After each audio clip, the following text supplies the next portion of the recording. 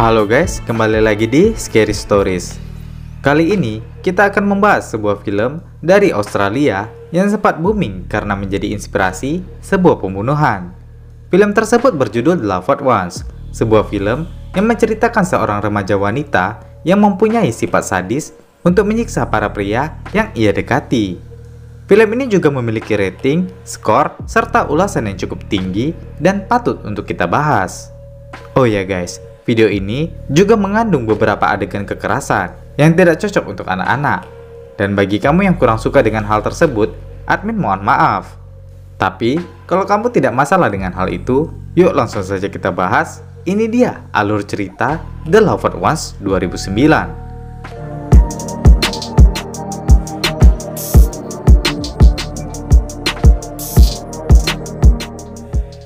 Cerita dimulai dari seorang remaja pria bernama Brent Michelle yang sedang mengemudi dengan ayahnya di dalam mobil.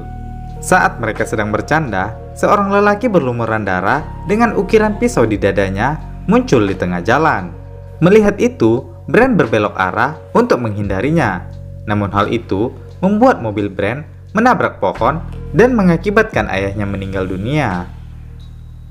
6 bulan pun telah berlalu. Brent yang merasa bersalah atas kematian ayahnya, kini menjadi seorang pemakai dan suka melukai dirinya sendiri.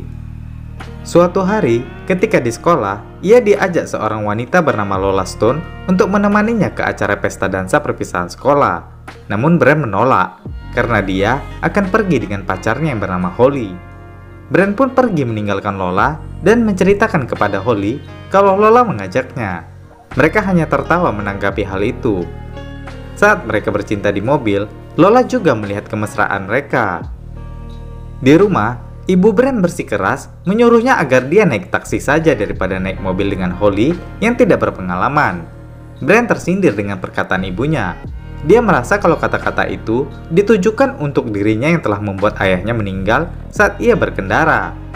Brent pun keluar dari rumahnya, melukai tangannya sebagai penyebab kematian sang ayah dan pergi memanjat tebing untuk mencoba melakukan bunuh diri. Namun karena takut dan tidak siap, dia pun berubah pikiran. Ditemani anjingnya, Brent merenungi semua hal yang terjadi kepada hidupnya. Saat mendengar musik, ibunya menelpon, namun ia tidak mengangkat.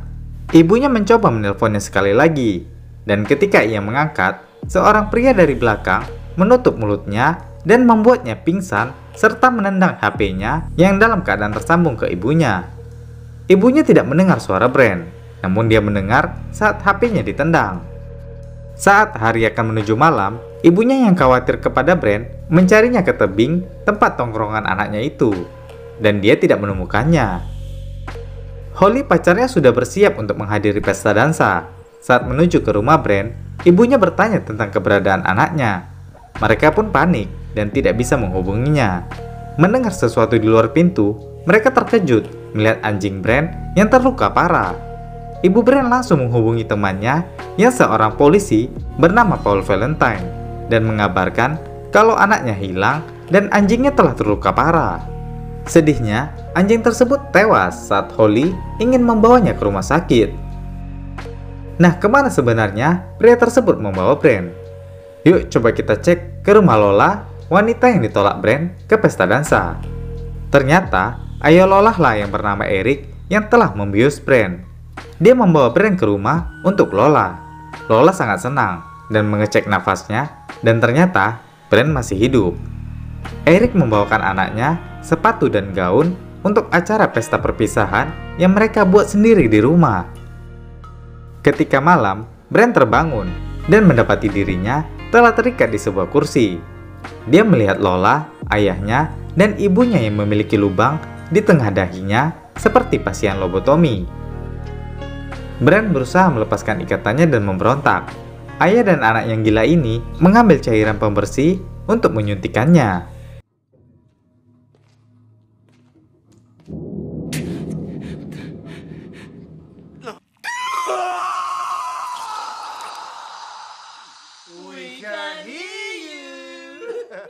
Mereka merusak pita suara Brent agar dia tidak bisa berisik. Lola pun meminta agar dirinya difoto dengan Brent. Lalu Eric menyuruh Lola untuk berfoto bersama ibunya sekali. Just take it.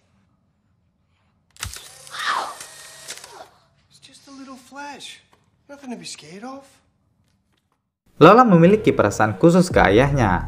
Bahkan dia rela memaksa ibunya yang sakit untuk makan. Saat Brand melihat penyiksaan itu, Lola juga menyodorkan ayam goreng ke mulutnya. Brand menolak dan meminta untuk ke toilet. Lola menyuruh untuk menjilat jarinya terlebih dahulu sebelum diizinkan ke toilet. Brand yang diancam pun melakukannya dengan terpaksa. Setelah itu, Lola mengkosongkan sebuah gelas dan menyuruhnya untuk pipis dan menghitung sampai 10 detik, atau kalau tidak, ayahnya akan mempakunya di kursi dengan palu yang digunakan untuk membunuh anjingnya. Saat hitungan ke-10, Brand terpaksa pipis, dan ketika Lola menghina pacarnya, Brand langsung menendang Lola hingga terlempar.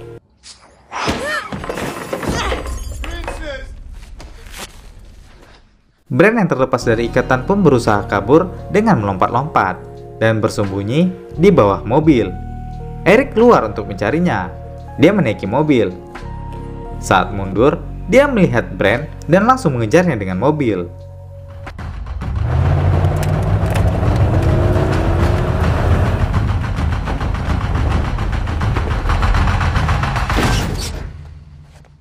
Lola juga datang keluar. Mereka melempari Brand yang lemah.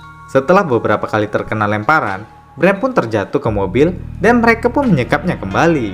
Eric mempalu pisau di kedua kaki Brand karena telah menendang Lola kesayangannya. Sedangkan Lola memaksa Brand untuk menangis.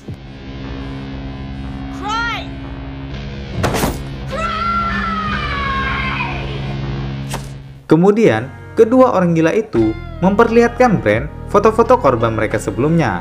Lola juga memperlihatkan seorang korban yang berhasil lolos bernama Timmy Valentine yang merupakan anak dari Paul Valentine, polisi yang menjadi teman ibunya. Lola kemudian menggores dada Brand berbentuk hati dengan inisial namanya di tengah. Tidak puas di situ, mereka juga menaburkan garam ke tubuhnya.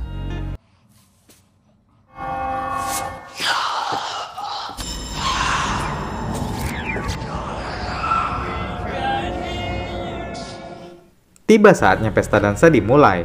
Lola memakai mahkota kertasnya dan berfoto sekali lagi dengan Brand. Dia mengajak Brand untuk berdansa dengan pisau di kakinya. Lola mengatakan kalau Brand bukanlah pangeran baginya. Dia hanyalah seekor katak. Dia pun menginjak kaki Brand yang tertancap pisau. Bagi Lola, pangeran dia sebenarnya adalah ayahnya. Dia memiliki ketertarikan khusus kepada ayahnya melebihi laki-laki manapun.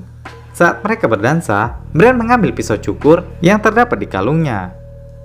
Setelah berdansa, mereka memotong seekor hewan mati dan membuka sebuah pintu ruang rahasia di bawah rumahnya. Brand mendengar suara-suara di ruangan itu. Eric menuangkan air untuk memberi minum suara-suara tersebut. Setelah itu, Eric mengambil alat-alat untuk membuat praktik lobotomi kepada Brand. Lola mengatakan kalau Brand adalah uji coba pertamanya. Yang biasa melakukan adalah Eric. Eric mengajarkan Lola untuk tidak terlalu dalam saat mengebor, cukup menembus tengkoraknya saja, dan Lola pun melakukannya.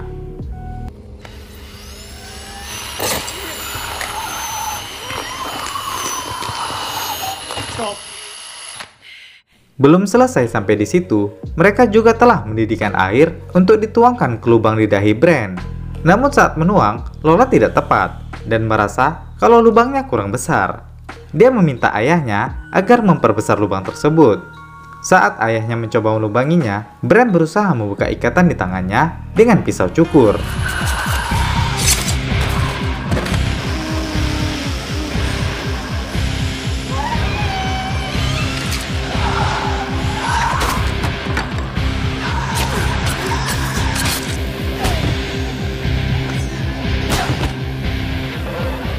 Dia mencampakkan Eric ke ruang bawah rumah mereka.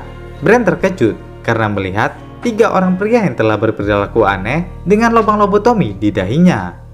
Mereka sendiri adalah para tawanan Lola selama ini, yang ternyata tidak dibunuh, melainkan menjadi hewan peliharaan 2 orang gila tersebut. Mereka yang lapar langsung menerkam tubuh Eric dengan lahap.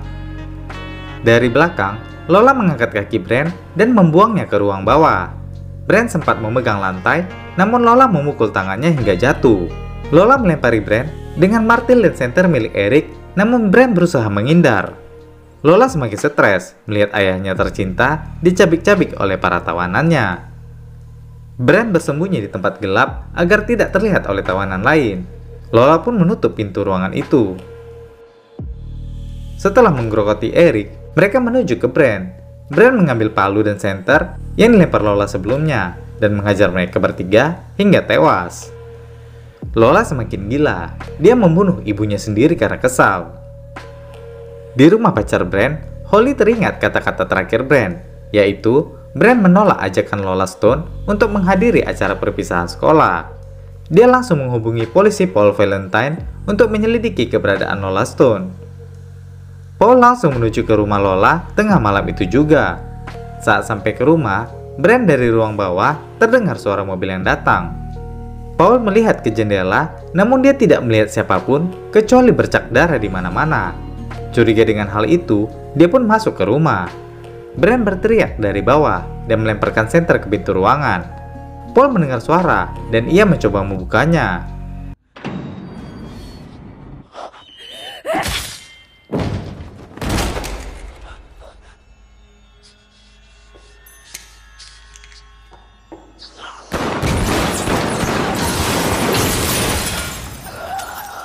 Lola tidak berani mendekat ke lubang ruangan karena Brand yang sedang memegang pistol. Lola mengambil pisau dan kalung Brand untuk dipakainya. Dia mengatakan dari atas kalau dia akan membunuh ibu Brand dengan menusuk lehernya, sama seperti yang Brand lakukan terhadap ayah tercintanya. Dan dia juga akan menusuk jantung Holly sama seperti yang Brand lakukan kepadanya. Baginya, Brand yang telah menolaknya ke acara di awal telah menusuk jantungnya. Dia pun keluar membawa pisau dan memonya, menuju ke rumah Brand untuk membunuh ibunya. Dia berjalan hingga pagi hari. Holly yang tidak mendapat kabar dari polisi mencoba untuk menuju ke rumah Lola. Saat di jalan, Lola melihat mobil Holly. Dia melempar lembaran memo para korban ke kaca depan mobil Holly. Saat Holly berhenti, Lola membuka pintu. Holly melihat kalung Brand terdapat di lehernya, dan Lola langsung menyerangnya.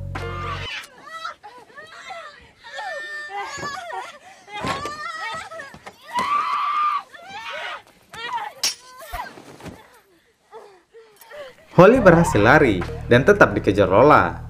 Brand yang masih di dalam ruang bawah melihat tumpukan tulang dan berinisiatif untuk mengumpulkan kelima mayat di ruangan itu agar dia bisa memanjat keluar. Setelah berhasil, dia langsung membawa mobil polisi yang tertinggal dan menuju ke rumahnya. Di jalan, Brand melihat Holly dan ia segera membelok.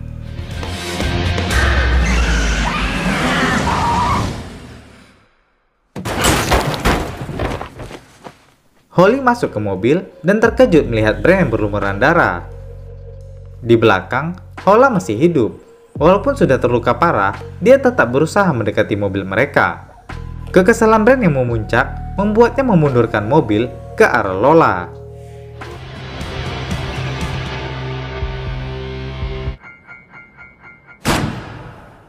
Lola pun tewas.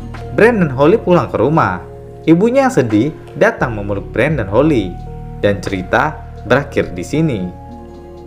Nah, sedikit tambahan guys. Film ini menginspirasi sebuah pembunuhan pada bulan Maret di Chester Concord. Pelaku bernama Gary George yang menyukai film The Loved Ones. Dia memukuli dan menyiksa seorang korban bernama Andrew Knoll. Dia mengalami 49 luka tusukan pisau dan di matanya terdapat cairan pembersih. George kemudian dijatuhi hukuman seumur hidup dengan jangka waktu minimal 30 tahun. Oke guys, itu tadi pembahasan alur cerita The Loved Ones, salah satu film remaja yang memiliki skor cukup tinggi di Australia. Bagi kamu yang ingin melihat kasus terkenal di dunia, kamu bisa kunjungi channel Famous Stories. Terakhir, saya Jiwa, terima kasih sudah menonton, dan sampai jumpa di video berikutnya.